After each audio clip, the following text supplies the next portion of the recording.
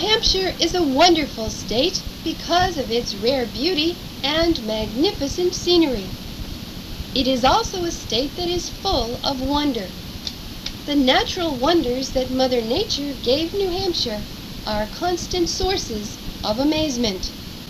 The wonderful symbol of our state is this famous miracle in stone known as the Old Man in the Mountain at Franconia Notch. How do you think he got there?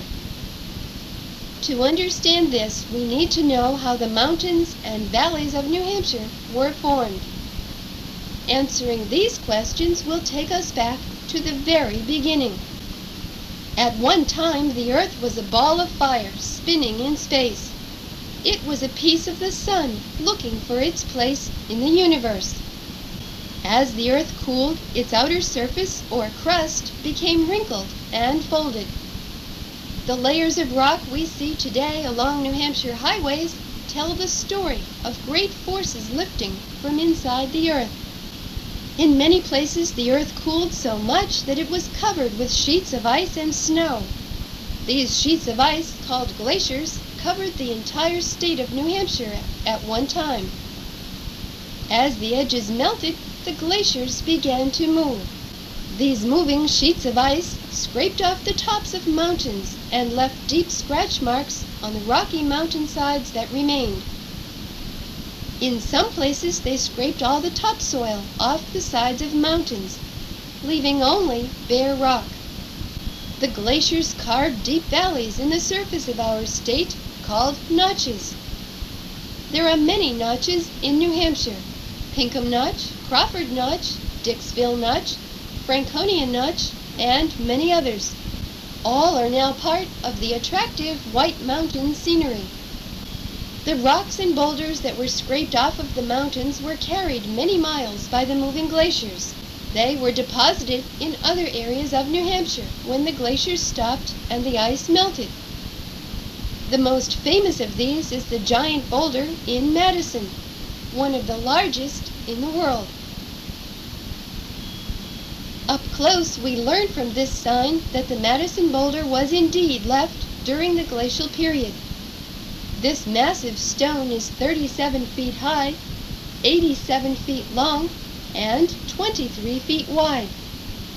It weighs approximately 4,662 tons. One of the trees nearby is taller than a 3-story building. When compared to the boulder, however, it appears to be a mere sapling. It is hard to believe that this boulder was left here by a sheet of ice many times greater than itself. As the glaciers moved along, scraping the earth away, large mounds of soil and rocks were pushed up in front of the glacier. These low, rounded mounds are called drumlins. The drumlins in this picture from southern New Hampshire prove that a glacier was once in this area. As these glaciers moved southward, they eventually reached areas that were warmer. There they slowed and melted. The melting ice raised the level of the oceans. Parts of New Hampshire that had once been land were now submerged. Large inland lakes were formed, like this one, now called Newfound Lake. The melting glaciers left over 1,000 lakes and ponds in New Hampshire alone. From a hilltop at the northern end of the largest of these, Lake Winnipesaukee, we can get a better understanding of the glacial effects. The hills and mountains around the lake seem rounded due to the ice that once pushed its way over them. The glaciers are gone now, but the face of New Hampshire is continually changing. Wind and water are always at work, wearing away rocks and soil in some places and building them up in other places. Over a period of many years, water has carved its own path through these rocks. This is a continuing process called erosion. The fascinating rocks at the geologic site in Groton, New Hampshire are known as sculptured rocks, and they are an outstanding example of water erosion. Over thousands of years, the rushing water has carved great bowl-shaped hollows and formed smooth masterpieces in the hard granite rocks. This deep ravine at the Flume in northern New Hampshire shows as well the effects that water can have over a long period of time. The force of the water spilling into this pool causes the bottom to be very deep here. As the water continues to flow, it will continue to carve a deeper ravine. The water is constantly eroding the rocks that make its bed. People of New Hampshire have long admired these forces of nature. Being resourceful as well, they have learned to make use of some of the natural wonders found throughout the state. Deposits of granite, for example, have been found almost everywhere and put to good use in building stone walls and chimneys.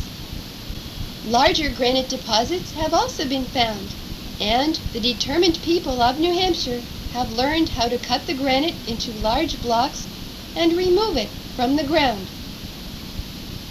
This granite quarry in Concord has been in operation for over 100 years. Our state capitol building is made of granite quarried here.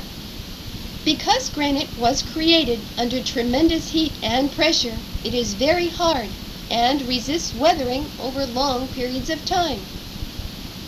This makes it a rugged and long-lasting building material, perfect for stone walls, foundations, houses, stairways, curbstones, fence posts, boundary markers, and gravestones.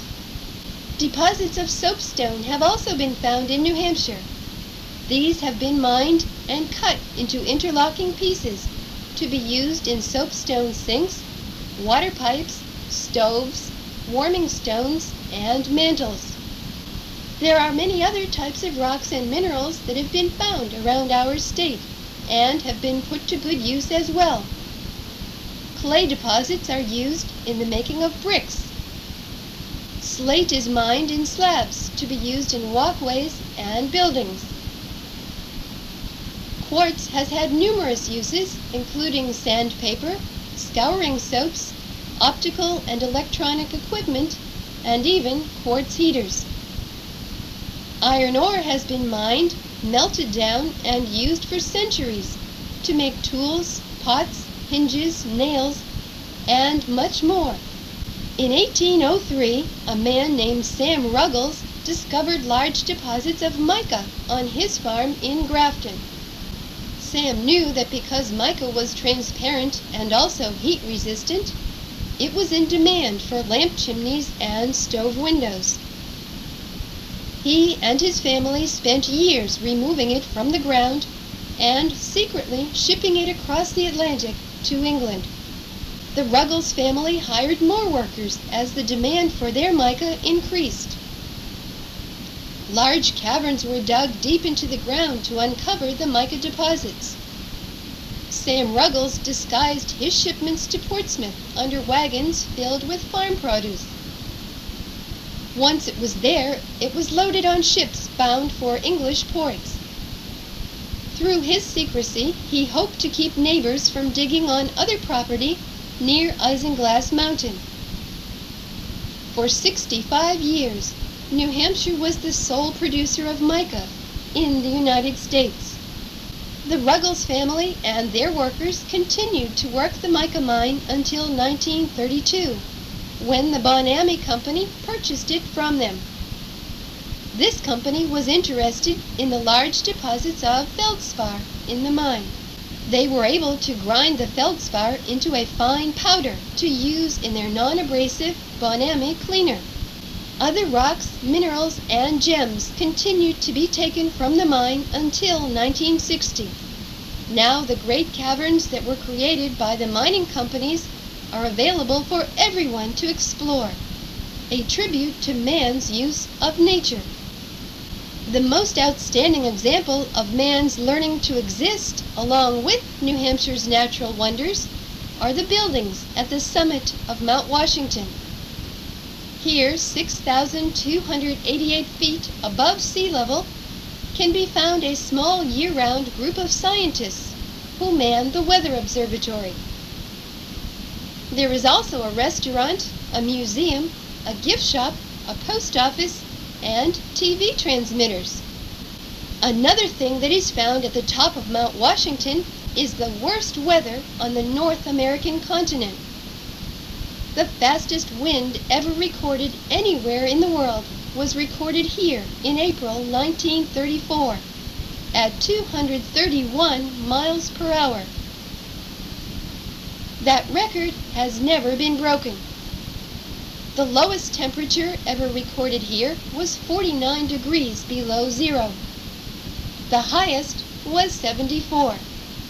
Here at the summit, the average yearly snowfall is 177 inches, and the average wind speed is 37 miles per hour. In spite of these extremes in weather found at the peak, there is one advantage. Each day, there are 20 more minutes of sunlight than anywhere else in New Hampshire. Today, people come from many other states to admire New Hampshire's natural beauty. Ours is a state carved by glaciers, decorated by Mother Nature, and enjoyed by millions.